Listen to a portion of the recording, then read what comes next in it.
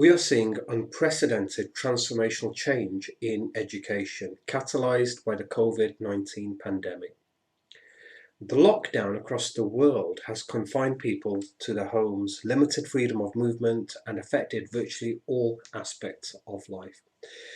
Education is not exempt. Suddenly, education and academic practice has been rapidly forced to move online, and students are no longer going to their place of study.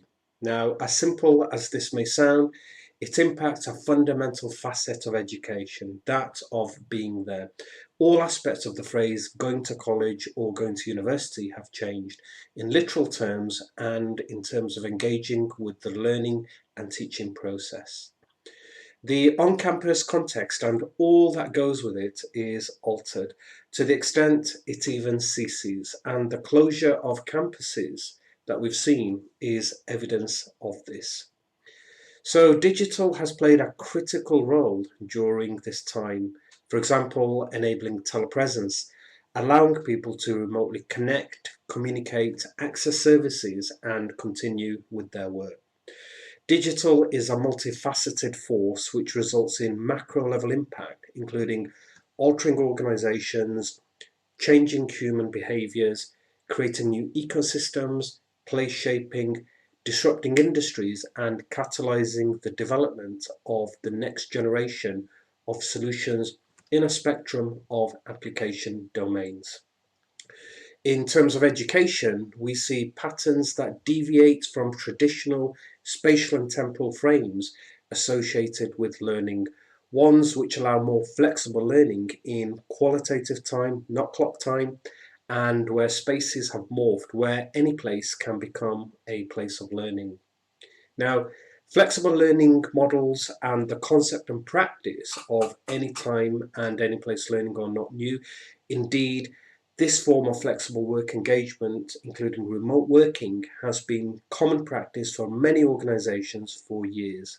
So, what's different? Well, the impact of COVID-19 will spark a new and deeper realization regarding the power of digital and its role in architecting future educational systems. It may even spark a realization that there are systemic elements of education that are somewhat archaic.